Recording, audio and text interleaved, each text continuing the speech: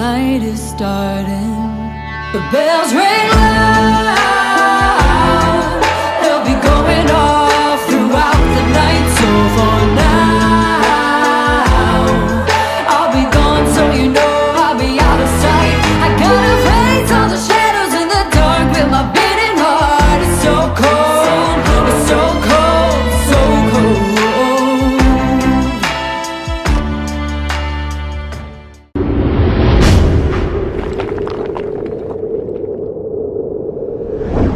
What's the crack? You're watching the Labtv, and I'm here with Ruby Tina. Tell us what's happening. Not much now. What's happening? That was the question I asked you. You're supposed to answer. No, it's all good. So, you've recently released an EP. Yeah. Would you like to tell us all about it? Okay, so I released a 3-track EP in June. It's called Click My Heels. Where did you record it? I went up to County Meath and I worked with a guy called Martin Quinn from Jam Studios. Shout out to Martin Quinn. Okay, so is this a solo Ruby Tina project? Yes. But you know, Ivan still played on it as well, so I mean, yeah, it would be under Ruby Tina, so yeah. Sweet. Okay, so bring us behind the scenes. Actually, first of all, we'll talk about the video that you released. Oh yeah. Bells. Yeah, I also actually filmed that with a guy called Kieran from Nothing Too Fancy Productions, and we did that up in County Meath as well. That was just by coincidence. And so we actually filmed that kind of at this, it was not soon, long after the actual release of the EP. So we kind of held it back for about 4 months because the style of the video, I was like, you know, it was like really hot summer. And I was like, it's kind of a stark video, so we're like, maybe release it closer to Halloween. It's kind of got those, you know, darker vibes. So we kind of held it back for about 4 months, which is hard because it builds up that like anxiety and, you know, that like excitement as well, which I think is the same emotion. You know, it's like. How so? Well, do you notice like when you're anxious or when you're excited, they kind of feel the same way. It's like excitement. Anxiety. Except I feel excitement is easier to live with. If you can identify it as excitement. Yeah. But sometimes when you feel both at the same time. That's interesting, actually. Yeah. That's very interesting. Think about next time that you're feeling like anxious. Think, I might be excited about something too. You know what? That's a good way to look at it. Yeah. I was anxious there last week for the whole week, and it was about doing my own EP. And then I went in to the studio, I got everything done, and realised that I wasn't anxious. I cared. Yeah. Or I was anxious because I cared. And then when it was done, the anxiety was gone. And I was like, okay, so now that you've said this, I'm like, next time I'm just going to use it as excitement. Yeah. Transform that anxiety into excitement. Decent, bye. Tell him. Tell us about the writing process of Bells. Okay, so it's funny, on the release of the video, I didn't even realise, but it was like 1 year to the day that I actually wrote the song. And I wrote the song because I just really was in a state of like, I need to get something out there, I really want a product. So I wrote the song and I sent it to the studio like the day after because I didn't want to overthink it. You know, sometimes I'd write songs and I'd write loads of songs and then they just stay in the book and they never see the light of day, because I overthink them and I'm like, oh, that's not good enough, or I shouldn't share that, and you know, and it kind of leaves you in this like, oh, I have nothing. And so I sent it to the studio to Martin, and Martin was like, I think we could build something really big with this. And I was like, cool. And so I was like, all right, let's book the date. And so we booked the date, and that was there was like about a month to 2 month wait because obviously he's very busy. And so I had like a lot of time, which is also building up excitement and anxiety. And I decided, if I'm going to put all my time into one song and, you know, the amount of money I'm going to pay to get up there anyway, I might as well like add on an extra, maybe 2 songs and actually make an EP.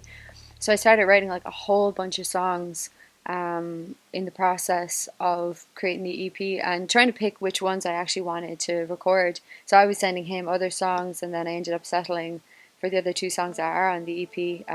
The second song, Lie to Myself, I actually wrote the week before we were actually going to the studio, and I was a bit nervous about it because it was kind of, I was actually working on more of like a gospel type song, and Ivan was at work And I was trying to work on the gospel song, and it was really upbeat and stuff. And then I was like, I'm actually feeling kind of sad today, like, and I can't work on this. And so I was like, I started writing Lie to Myself, because that's how I was actually feeling. And I had only written a verse and a chorus, and Ivan came back and I said, hey man, I wrote a really depressing song. You want to check it out? And he was like, yeah. And so I played it for him. He was like, I think you should finish that. And I was like, okay. So I finished the song, and he's like, yeah, I think that should almost even be your first single. Like, that's a really good song. And so I was like, maybe I'll take that to the studio and actually record that one instead of what I had been working on. So you can't always predict what you're going to do. Sometimes it's good to just book the date and just take the chance, and everything will just fall into place. I didn't even have the money to do it. Like the time that I had actually booked it, but by the time I had to get there, I had all the money. So sometimes you just gotta take the chance, take the risk, and just dive right into it. Just go for it. Well, you ended up with a beautiful product. I mean, the video is lit, the song is lit, and the chorus, I swear to God, when I clicked on that and I heard that chorus, I was like, what? This is fucking unreal. It's got strings, the beat is decent. I was like, the arrangement is fucking sick. And I was like, damn, well done, Ruby. Man. Thank you so much. Honest to God, I was fucking so happy, because we know each other for a long time too. Yes. And if we are all but reflections of each other, yeah, well, I was proud. Oh, thank you so much. And I'm proud of what you're doing as well. Like, I mean, we do know each other like a long time. And so, like, to see, when you see like your friends just being creative and stuff, I mean, it's inspiring. You know what I mean? Like, and even what you're doing, like, over last year, I was like, yeah, man, I support that. Like, that's like inspiring. Yeah. And I support what you do too. Yeah. And the message. You want to tell people the message behind the video? Yeah. Okay. It's almost hard to simplify. Yeah. Okay. Well, when I first wrote it, sometimes you're always battling yourself, or you're battling those darker sides to yourself, and the things that try to stop you, the shadow side. And so I imagined, like, the landscape of your mind. If you were actually inside your mind and it was a landscape, it would kind of look like a post-apocalyptic scene. And everything would just be kind of like worn away and like torn down. And that's kind of the landscape of what I imagine if you were to come face to face with that shadow. And so that's where the hook will come from. Like, I've got to face all the shadows in the dark. And it was a choice to actually go into the landscape and try to find all those shadows and try just to face them head on, so I could recognize what they were. And and like, I wouldn't, I mean, like, some people, really do, like, I mean, mental illness obviously, is a serious issue, especially in this country. So I wouldn't encourage everybody to like start going looking for the dark sides within themselves. It might be sometimes difficult to face, but I would encourage, people that if they feel like, that they can, it's good to purge, those darker emotions that can weigh us down sometimes, and the things that make us afraid to do things. It's like, feel the fear and do it anyway. And I've struggled with that. I've struggled with, fears have held me back for so many years. I mean, this is exactly why I needed to venture and do a solo project, because, I did it to see if I could do it, This is why I'm proud. Because I get it. I understand. I'm the same. Thank you. I'm the exact same. When I said that we're reflections of each other, yeah, I know this because we had a very close friendship. Yes. And still very close. Yep. It's one of those things. Absolutely. Well, it's like when I haven't seen you in ages, so every time I see you, it's like, oh, hey, man. Yeah, it's like it never changed. Yeah, it's like, as I said, it's like, we haven't probably hung out in like quite a few years, but it still feels like yesterday. It's not necessary though. Yeah, you know what I mean? We just hang out in life and then meet, and it's like, oh yeah, this is going on. I know, because don't worry, we got this. We're on the same journey, bye. Tell him. So essentially, when I was watching the video, I was trying to make sense of what the message was, and now I can see, all right, that it's the journey through the landscape of your mind. Yeah. And the final scene when you face all of the demons, it's all the people coming towards you. Yeah. That they represent the darkness. Yeah, like each character, because I knew when I wanted to do the music video, I mean, I wanted to do something that was a little bit crazy and a little bit out there. I mean, and it is funny because when you do watch the video, it's very I mean, it can come across as quite dramatic, maybe quite serious. And then, like, I mean, there's a whole behind the scenes coming. And when you actually see the personalities of everyone, everyone's just so funny. And everyone was laughing the whole time. And it was just such a great experience.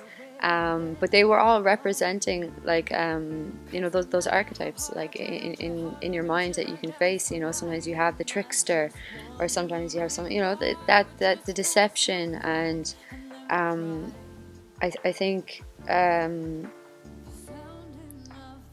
you know, it is a choice to shine a light on those shadows.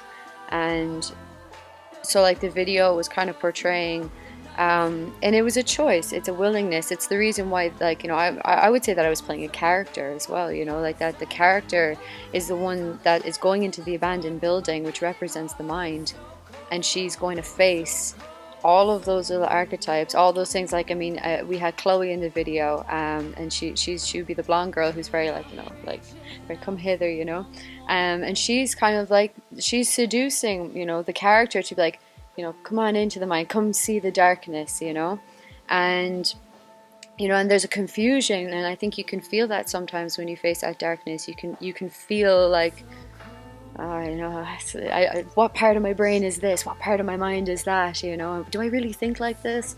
And, you know, we can be faced with a lot of questions sometimes. And so, like, each one of these characters were representing those parts and those elements that I started to identify in my own mind. And that's why, like, you know, by the end of the video, you know, like, after that kind of, that scream, you know, it's like, that's like when you wake up, you know, and it's like this kind of, you know, it's a jolt to be awake and come back, and everything is like, it's like a daylight feeling of, you know, that's that light that's coming back, where you've recognized that's what it is. And when you recognize your triggers, or when you recognize those fears, those anxieties, those characters maybe, or however you see it in your mind, it can be easier to not give them so much attention. And I think we allow our minds to put so much attention on all of those negative things, and we can be our own worst enemies, you know. It's like, sometimes if you treated your friends the way you treat yourself, sometimes you probably have very little friends.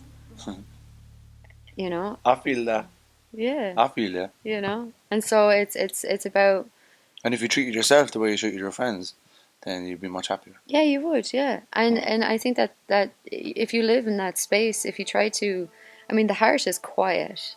The heart's not ever going to be like, listen to me. The mind is going to be like that. And so it's about learning to silence the mind and quieten it down, but understanding it as well, learning to understand. I see where you are, bye. And then it's like, yeah. Tell them. And then hey, I'll be in the same kind of headspace as well, same position of learning. But where can people find your music? Where can people find the EP? Okay, so it's on Spotify, it's on iTunes, it's on Amazon Music, it's on YouTube, it's on Facebook. You can find me at Instagram and Twitter, Ruby Tina Music. Yeah, we got this. It's everywhere. It's everywhere. Just Google Ruby Tina. Every platform. That shit will pop. Oh yeah, you're an inspiration to me, because I want to have my share on every platform. And you will. You did that. And you will, and you'll look back on this and you'll be like, now I got it out there. Yeah, and yeah. I know you understand how you can perceive, as the artist, you can perceive all that shit difficult to do. Yes. But it's not that shit that's really difficult to do. It's just the ego's excuse just to hold you back. And it's a challenge, and accept the challenge, because it's 100. Worth it. Tell them. It's worth it. You're not wrong, by. Okay, so we've been giving messages to the people, but do you have a message for the people before we go? So I would say, feel the fear and do it anyway. Feel the fear and do it anyway. That's about 3 weeks ago, but I told myself the same thing. I was afraid to do what I needed to do, and I was like, you know what, fuck it, I'm gonna feel the fear and do it anyway. Yeah. And it does pay off. It does. Feel the fear and do it anyway. We are all class. It's just a journey to the why. Don't forget to like, share, and subscribe.